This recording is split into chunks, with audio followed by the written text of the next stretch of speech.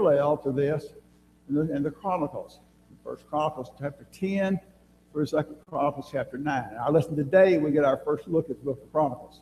We'll actually look at some in First Chronicles chapter 12 today. So that's the parallel for the United Kingdom. So look at the United Kingdom again, because that's the quarter we're in here. We got Saul, David, and Solomon, which will be the remainder of this quarter and next quarter. And Saul then is in, here we go, 1 Samuel 10 through 31, the remainder of the book of 1 Samuel, because 31 is where he gets killed. We get that Wednesday night. And in 1 Chronicles chapter 10. Then David gets all of 2 Samuel. 1 Chronicles 11 through 29. And then Solomon picks up from there. 1 Kings, the first 11 chapters, and 2 Chronicles, the first 9 chapters. This parallel is going to make it a little more complex to look at it here. But 1 Samuel and 2 Samuel and the first part of 1 Kings is the main thread for the United Kingdom. Now, so if we look at a short lesson this morning, let's go a little further. We haven't done this yet. So thinking as we go forward now to the divided kingdom, which is the next period coming up. Divided kingdom, Judah alone, captivity, return from captivity. The next periods that we look at as we go past this quarter. So divided kingdom is going to follow right along behind where the United Kingdom picks up with 1 Kings 12 through 2 Kings 17. Also has a second thread, if you will, going through 2 Chronicles in 10 through 29. That's the divided kingdom. Judah alone picks up right behind that in 2 Kings 18 through 25. And if you're in 2 Chronicles 29 through 36. Look at this mainly now, so we'll know where to go flip in the Bible. We're going to try to find some particular story. The captivity, we have mainly two prophets that talk about the captivity, Daniel and Ezekiel. Daniel was taken into captivity and was in the king's palace. Remember that? Brought before the king, one of those men that's especially trained before the king. So Daniel was a prophet. He was with royalty. Ezekiel, also a prophet this time frame, he was out with the everyday people. He was not in the palace with royalty. So those are the two prophets that tell us about the captivity. Mainly it's Daniel and Ezekiel. Then when we start to return from captivity, we get several. Now to put them in order would be Ezra, Nehemiah, Esther, and then Haggai, Zechariah, Malachi would fit together. But this is kind of the order on the screen here that they come into play chronologically. That's why they kind of mixed up looking. Ezra, Haggai, Zechariah, Esther, Nehemiah, and Malachi are the prophets that talk about the return from captivity. All right, we'll get these again. We'll get some time later on. Just get in your mind. Now then, got the easy ones left. Easy ones left. Years of silence, life of Christ, early church, letters to Christians. Now, nobody can miss this one. Where does Scripture read about the years of silence? We don't, okay? No Scripture for that one. Well, it's called the years of silence. Early life of Christ, everybody knows it, Matthew, Mark, Luke, and John. That's nice and easy. Early church is Book of Acts. And the letters to the Christians, of course, are the epistles and Revelation. So when you get out this slide, it's kind of easy. Everybody's got it made through this one. Okay, start getting those in mind. We'll run through them again, get some time. This morning, we have lesson 11. After today, we're halfway through the quarter. And today we we'll get our first look at 1 Chronicles. I have just two slides, just a little bit on 1 Chronicles chapter 12, the first part of the chapter. And then we'll get to 1 Samuel 28, and we'll talk about Saul going to visit the witch of Endor because he couldn't find Samuel, of course, was dead. Nobody talked to him about it. So here we go. All right. The maps we looked at before. Keep in mind, we started out the quarter. We're just Benjamin Plateau area. We've been mainly down this area down here. As David would run, here's the Philistine territory over here. Gath has been into play. This Valley of Elah, where he fought the giant Goliath. Ziklag, where David's been this recently, in the Philistine territory, running from Saul. Here's Maon and Carmel, which we had last time with Abigail and Nabal. So mainly this area down here. Today we're going to get all the way up into here. Here's Endor, where Saul visits the witch of Endor. This Jezreel Valley, down through here, Mount Carmel, Sticks out into the Mediterranean here. So this valley down through here is a very rich, fertile valley. Mount Gilboa, that's where Saul's going to die on Wednesday night. So we're going way to the north. The only time we've been up here to the north so far is about chapter 11 after Saul's king. He goes up here to Jabesh Gilead, rescues those people up there. Everything else we've had has been down south. But now we're going to move back north, and that's where Saul meets his demise. Okay, 2 slides from 1 Chronicles chapter 12. And all this chapter does is list some of the men who came to be with David. David, of course, has been down in the territory of the Philistines, living in Ziklag, going away from Saul. Saul wouldn't come into the Philistine territory to fight him. David's kind of safe there. He makes Achish the king of Philistines think he's doing raid parties for him when he's really doing raid parties to build up his own future kingdom out there. So he's in Ziklag. If you look back to 1 Samuel 5-7, it's a number of men come in there. And a couple of things about these men. It talks about them being very, very skilled in warfare. Now, to start out with the men that David had with him, what term do you use to describe these guys who were with David to start with? There might have been now, but the ones that came very first time to be with him. The lower scum, you might say, type thing, those are running from various problems and troubles and might say running the law in some cases type thing. A bunch of scandals almost. Now he's getting, as Randall said, some warriors, some real warriors to come fight with him. Very skilled. They came to all these different tribes. A number of them were from the tribe of Benjamin, which was Saul's tribe. So it'd be some of his kinsmen possibly coming in here. And what's said about them in this chapter about them shooting arrows and doing their slings and things? Either way, right-handed, left-handed, doesn't matter. Okay? So ambidextrous type people. And if you go back and read these passages in Judges and 1 Samuel, I mean, you'll read about these guys doing these bows left-handed and as well as right-handed. So very proficient with the warfare. Now they're getting to be called these mighty men because they're going to be warriors out there. And some things about them physically were impressive. So they could run like gazelles. They crossed the Jordan River at flood stage, which would be a difficult thing to do with the water rushing by so fast. And then in one place it says that some of them, one man could knock down 100 of the opposing enemies. It said the best of them could knock down, one could take down how many? 1,000, okay? So these were really skilled warriors that's coming to be with David now. So quite a change from the people he's had before. And David's a little concerned about some of them, particularly those who came from his own tribe. Back up, I said something wrong. David's tribe was Saul's tribe, Benjamin, okay? And now some who came from Benjamin, they would be scared of. Why is he scared of the ones that came from Benjamin? Well, obviously because Saul is king, Saul is after David, which is Saul's kinsman, and so David's a little afraid of him. So he has to do a little testing and a little concern about them. So he says, if you came to be with me, that's fine. I want you to hear. But if you came to spy me out, to turn me over to Saul, then the Lord take vengeance on you. David's not going to do it, but the Lord will handle that. So he's concerned about those who came that might be spies coming into his camp from Saul. And really, that's all we have, the first 18 verses of the First Chronicles 12 here. Just introducing these men that came to be with David for these battles here. So now we're going to jump. Okay, we talked about that. Now we're going to jump back to 1 Samuel chapter 28. So flip back over there, if you will, and let's talk about Saul now and what's going on with him and his life while David's down here with Achish. Saul's going to die over in chapter 31. So we're very, very near the end of Saul's death. In the 1 Samuel, he dies. So Saul is getting very concerned.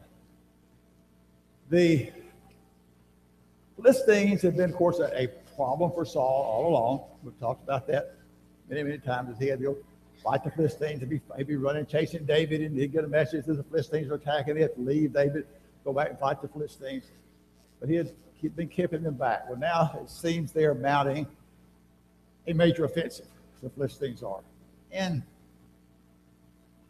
the text there lists a couple of reasons. It may be a good time for the Philistines to do that. Who had been the controlling factor in Israel even before Saul? Samuel had. Where's Samuel now? He's dead, okay? What's Saul been occupying all his time doing? Chasing David, okay? So he's kind of possibly ignored the kingdom. Samuel's not there for this cohesiveness that's been there before. So Samuel's died. Saul's eat up with chasing David. And David, where's he? He's over the Philistines, okay? Why would that be something? Well, who had been the valiant defender of Israel when the great giant Goliath was coming out after him? What David had. Well, now David's on the other side. So you got three things here that would say, tell the Philistines, okay, maybe we got to mount an attack here. Samuel's gone. Saul's occupied with trying to find David, and David's defected to the Philistines. So they start this great campaign to fight against Israel. So they set up camp at a place called Shunem. And I think I got a map next. Yeah, I'll talk about that. Okay. Keep in mind, we've been down here in this southern part, we said before. So now we're going to go way up north to this Jezreel Valley up here. So keep this stuff in mind up here. It's the Sea of Galilee way up here. Kind of use that for a reference point. So here's the Sea of Galilee here. Here's the Jezreel Valley. Down here, kind of arrow-shaped head. Here's the shaft of the arrow back in here. Here's the Jordan River coming down over here. This place, Shunem we're talking about, is right about down here. Okay, this is Mount Gilboa here, which we'll talk about in a minute. With David there. Now, I put some. Let's see. Maybe that's next week's slide. I've got next week's slide done too, so never mind that. All right, here's Shunem. Let's go back to that. Here's where they're going. Here is Endor here. Saul's going to go visit the witch. Here's Jezreel, where they're going to come in and start camping. So, and Mount Gilboa is down here. This pass right down through here, back up one slide. They come up the coastal plain over here, where it's relatively flat. It's all mountains over here. Coastal plain, here's some pass. It's called the Medigo Pass. It's the city of Medigo, where they come in, they can march right through this pass here, into this valley up here, where the battle will take place. So we're going to visit Shunem, where they're going to camp first. Keep in mind Endor up here, where he visits the witch. So those things have gone. As they march out with their officers of the hundreds and officers of the thousands, David's hanging back and going to march out toward the end with the king, with Achish. Achish thinks he's one of his buddies because he's been out running these raids for him, he thinks. Now, while that's going on with the Philistines coming up that coastal plain, get up there to place for battle, Saul's concerned. So Saul needs some information. Well, two places he would go normally get information in the past. One had been from Samuel, and the second had been from the priest with the ephod, with the Urim and the Thummim. Well, he's already killed all the priests, remember that? And the one that escaped is now with David. So Saul's got no way that he can inquire of the Lord to find out what he ought to do. So he said, okay, I need a spiritualist. I need a sorcerer or a witch, somebody that can call up someone from the dead to talk to me. I need to talk to Samuel. Well, what's the problem there? He'd outlawed it. He'd had his people clean out all the witches and sorcerers out of the land. Bad thing or good thing? Good thing, okay? That's what he should have done, okay? It's one of the good things he did. But in this case, since he's done that, he has nobody to talk to. So, no Samuel, no witches, no way to inquire of the Lord, find out what he ought to do. He's very, very concerned about this big Philistine buildup that he's coming up here. So, with no answers, he tells his servants, go find me a witch. Go find me a medium that I can get to bring up Samuel and talk to me. Well, they, of course, tell him that we can't find them because you outlawed all of them. He said, you can't take. So they found this witch at Endor, the city I showed you on the map there. Obviously, Saul went into her as the king, and she knew he'd outlawed him. She's not going to talk to him. So he disguises himself, takes 2 men with him, and he goes in before this witch. And even then, she's very leery about doing this because she knows that the king has outlawed this.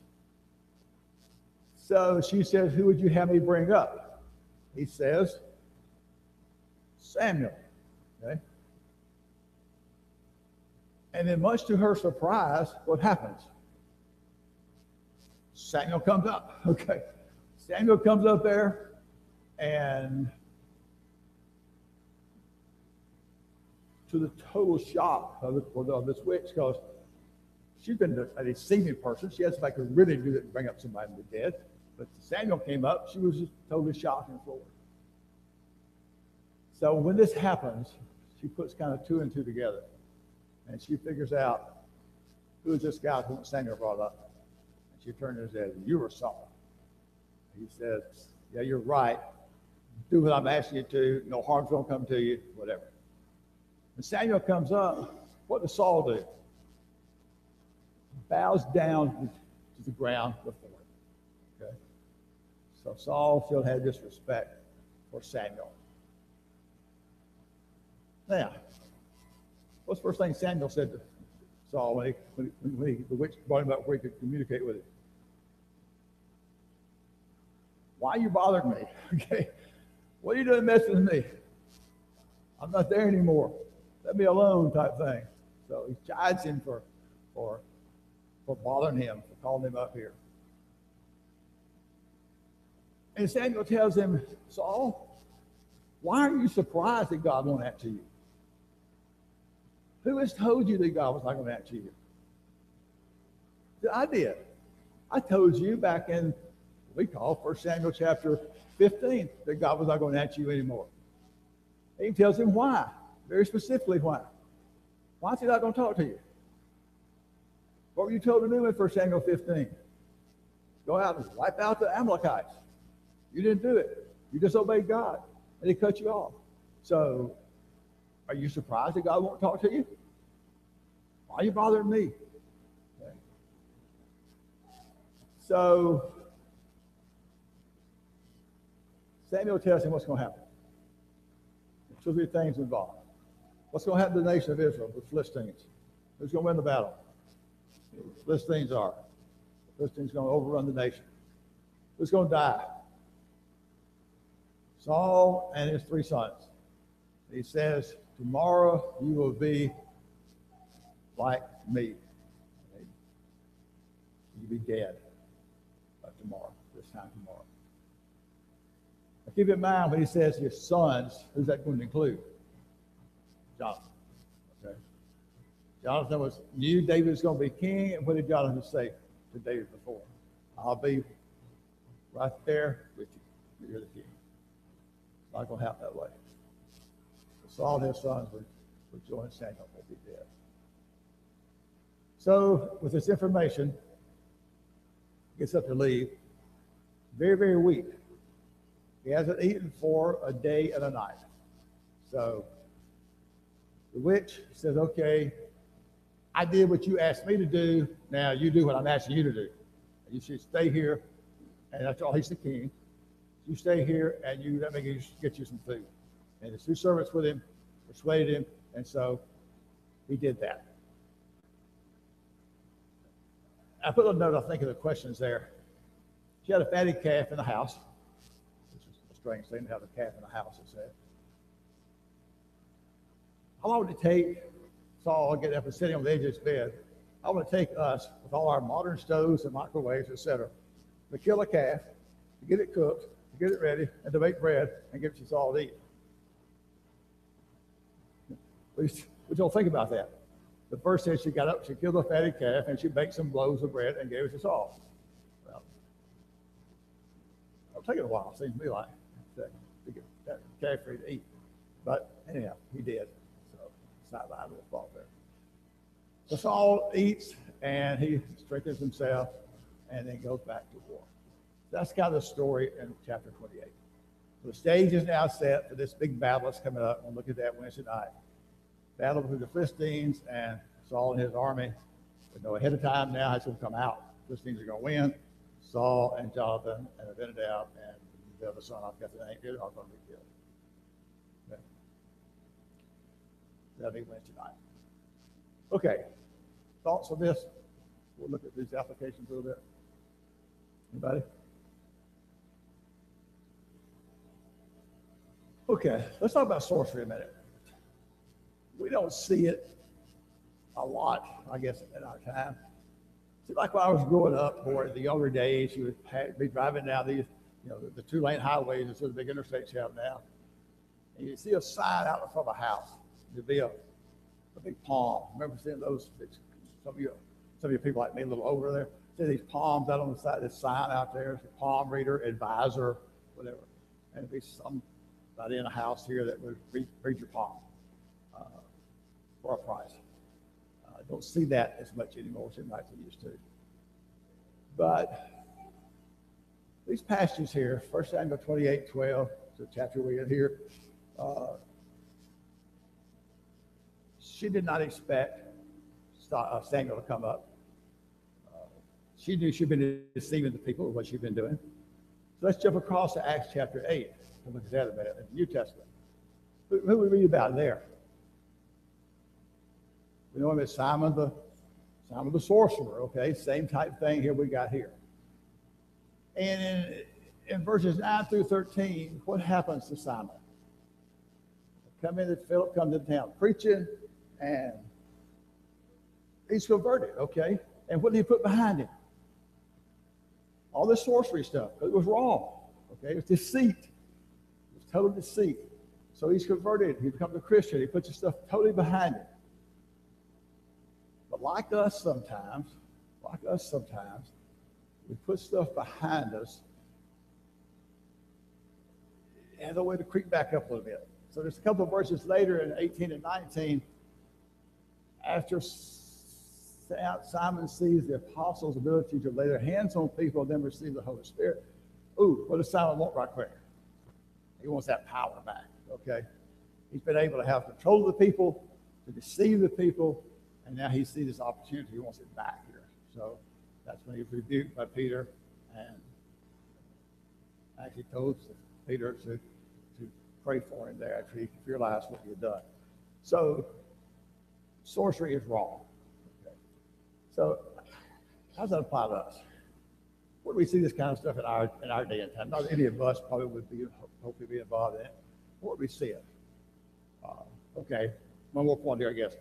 Galatians 5, 19, 20, 21, the list of the flesh, the works of the flesh are listed out there. Verse 20, what's the second one in the list? It's a specific word. Verse 20, second word is sorcery. Okay, listed here in Galatians 5 as a work of the flesh. So where do we sit today? Well, horoscopes, the astrology, I don't hear much about tarot cards. Scientology is a pretty big thing these days. You hear about it particularly with the Hollywood crowds, things like that.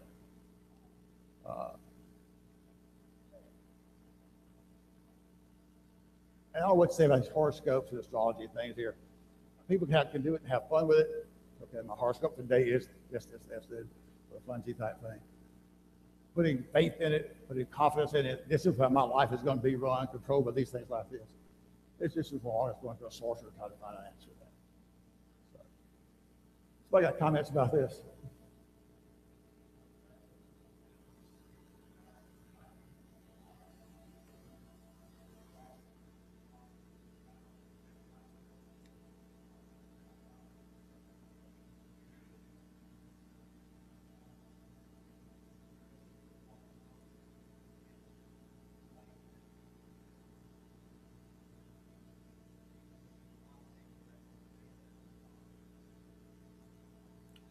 Yeah, this thing of calling Samuel up from the dead, that was a special case. I mean, and there are other cases where, right early in Samuel's life, very, very, very, very early in Samuel's life when he was living in the temple of Eli, who spoke to him? Remember that? God spoke to him. Samuel took into Eli several times. So the different situations in this Old Testament times when God would speak to him in dreams, God would speak to him and have him do this, talk to Abraham. All through the Old Testament times we have this, but that's gone. Randall said that's one of the things that's ceased. We don't have that anymore. So for us to think we can get a divine revelation from some of these things here, it's just wrong. Somebody else start to say something. Go. Okay. So there's some things there. Okay, good. Revelation 21:8, Doug says, also condemns sorcery there. Go for it. Oh no. Yeah. Yeah. You just start punching your phone. You'll find your stuff there now, unfortunately. Okay. So if we don't need sorcery to find out what's right and wrong, what do we need? Okay. So the other side of this application here is we need the truth. Okay. Remember the passage that says something about someone rising from the dead speaking to us? We would believe them, make it more truthful if somebody rose from the dead and talked to us. What's the parable that's so famous for that? Rich man and Lazarus, okay? Remember that story? Rich man died, Lazarus died, and the rich man died. And the rich man saw Lazarus far off. And what did he finally tell him? Send one back, my brothers, send one back from the dead, and they would believe him, you know. Who rose from the dead that people don't believe now?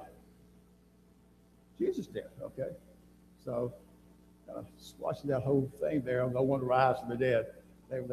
Galatians 1:6-9 says, if you turned away from the gospel, if I preached to you, and this is important to us. Paul said, I preach the gospel to you. If an angel from heaven comes and preaches a different gospel, what? It's wrong, okay? So not even an angel from heaven could come today to us and teach us a gospel different from what we have in the Holy Scriptures. That's a pretty strong statement. That's what Paul says. I preach to you the truth. I preach the gospel to you. If an angel from heaven comes and tells you something different than what I preach to you, that's wrong. Let him be accursed. So the verses here, Proverbs 23:23. I don't know what that says off the top of your head. We're going to do the truth. You're going to buy it. You're going to buy the truth and sell it not. Okay? Truth is what we need. I don't care whether it's something that's going to hurt me or cut me out wrong. I've got to look at it. I've got to understand it. I've got to say, this is right. I've got to make my life match it. This is truth. Too often we go to the scriptures, we look, say, okay, I need to find where it says I can do this, this, this, and this. Instead of going over and understand what it says and making my life match up with it. John 8:31-32. Somebody got that? Yeah, 32. So if you abide in my word, okay, these are my disciples indeed, and you shall know the truth, and the truth will make you free or set you free. Okay. The importance of the truth as opposed to the witchcraft and sorcery things over here. Okay, comments from anyone? We'll do a little something else here. Told you kind of short this morning. I'll make y'all drunk, I'm sure, as I go back and forth across here 50 times.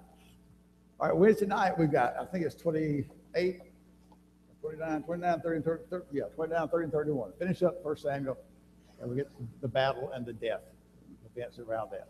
So 1 Samuel 29, 30, and 31 Wednesday night. Okay, let's do a little something different. We looked already at the periods of Bible history, 17 periods, and think about them again as just big boxes out here. Here's a box that's got before the flood on it. Another big box that's got, the flood. Another big box that's got this on it. And on the side of that box, you've got the period written on there, and you've got the passage now where it's found. So here's the flood, Genesis 1-5. Here's before the flood. The flood, Genesis 6-10. So I think these boxes. What are we going to put in these boxes? Well, there are things that happen during those time frames. Let's look at some of those right quick. We've been through this before in different forms, but a little review for us here this morning. So, what goes in our big box marked before the flood? Well, the creation of all mankind. We have Adam and Eve in the Garden of Eden. We have in chapter 3, the first sin. We have in 4, Cain killing Abel. And then in chapter 5, we get these generations that go from Adam up through Noah. Those are the big points that go in our box marked before the flood. Now, there's details behind that. The creation, you get all the days without each day, so we start digging down deeper and deeper and deeper. And all these things here. Those are the main 5 points that go in the box marked before the flood. So now we come to the flood. And you can put a lot of different things in here. One of the first things I would usually put in there when I'm talking about this is get Genesis chapter 6. What's the very first thing you find out? How wicked the world is. Okay, the wickedness of the world could be up here on this. But in this period here, man, you have the flood, you have water receding, and it come out of the ark, and all these things. But there's several major points that happen over in chapter 9 of Genesis. First time they're given meat to eat for food. We have the cover of the rainbow, law of capital punishment, blood for blood. That's given to them the first time there. And the curse on Canaan because of what the sons did with Abraham when he was there drunk and naked. And then we get the generations again. They go from Noah up through the scatter of the people. We're getting the chapter of generations there. So some of the things to keep in mind that fit in this period here during this Genesis 6 through 10. Of course, the next chapter is real short. One chapter on scatter of the people. They build the Tower of Babel. God confuses their language. And we get some more generations. Down up to the beginning of the patriarchs. And then the next one could be really, really long and really complicated with all the stories in there. We'll make it real simple. Anything related to Abraham, Isaac, or Jacob is in the period of the patriarchs. All the stories that go with that in this time frame here. And then we have Joseph. I need to mention Joseph because he's the one that gets sold into Egypt. He's what brings his family into Egypt. We've got to be in Egypt because the next period is the Exodus out of Egypt. Okay, so Joseph's the link that gets us into Egypt to get ready for the Exodus. So we get to the time of the Exodus. 400 years have passed. Probably don't know who Moses is. So Egypt's in bondage. And then Moses is born. He's raised in the palace as Pharaoh's son. People reject him. He goes off to Midian, to the burning bush, and comes back and we lead the people out. So we have the plagues, crossing the Red Sea, and trip down to Sinai. And I hope when this is going on that you're in your mind, you're picturing a map where all this stuff's going on.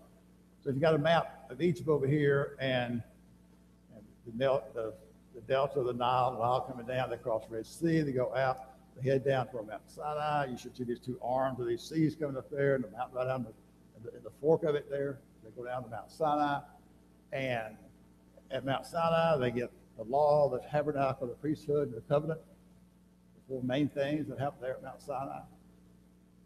And then they leave there, and they go up to Kadesh, which is on the southern tip of the land of Canaan.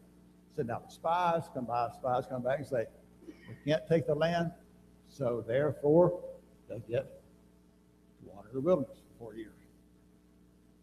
Okay. And then there's lots and lots of stories in this section here. There's 40 years that they're wandering in the wilderness. First that comes up is the question of Moses and Aaron's authority. You got Korah, Dathan, and Abiram to show that Abram was the one chosen. His rod budded, remember that. Miriam, who is their sister, Moses and Aaron's sister, dies. And then we have this sin of Moses and Aaron when they're supposed to bring water for the people. And Moses says, must we fetch water for you? Put him on himself on a plane with God. Strikes the rock as he's speaking to it. They going up toward the land. They go by this nation of Edom. Couldn't go through it. They're relatives, descendants of Esau. They got that. And Aaron dies then. Remember the fiery serpent put on the pole to rid the people when they get bit by the snakes. In John chapter 3, the comparison looking back at Christ being mounted up there, it's like the serpent mounted in the wilderness. Those things tie in there. They go up and conquer some lands, kings up the right-hand side, up the east side of Jordan. Story of Balaam and Barak and the donkey speaking this in there. They commit fornications, Midianites, take a census again. And then because of what they did Midianites, they're slaughtered. Moses makes all his speeches in Deuteronomy. Moses dies, buries him, and they're ready to cross over. Joshua's a new leader, and they observe the Passover for the first time, and also circumcision for the first time in a long, long time. So these events need to fit in these periods for us. That's all I'm trying to get at here. But we have a little bit of spare time. We can go on with the rest of it here. We're about out of time. The next section is the invasion and conquest, the central and the southern and the northern campaigns. We talked about those, that, and then distributed land out to the people, and all the judges. Well, Eliud, Shamgar, Deborah, you know those who've never memorized them as a child. And then we get down to where we are now with the United Kingdom. We'll go further. We're about out of time here. So put these events in place. Get them where you know them really, really well. I was talking to somebody just a couple of days ago about our classes here for our young folks, high school down, and how we have so many teachers that can teach this stuff so well because you've been through it so many times and you know it. And you go back there and you teach these young folks, the stories and the lessons, the applications out of it, and they come out and they know a lot more we knew when we came out as high school seniors. So, okay, see you Wednesday night.